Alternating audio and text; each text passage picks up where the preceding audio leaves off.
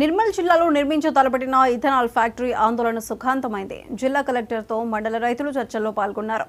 రైతుల ఆవేదన విన్న జిల్లా కలెక్టర్ అభిలాష్ అభినవ్ ఫ్యాక్టరీ నిర్మాణ పనులను ఆపుతున్నట్లు ప్రజలకు హామీ ఇచ్చారు. స్థానికులు టపాసులు పేలుస్తూ పరస్పరం అభినందించుకున్నారు.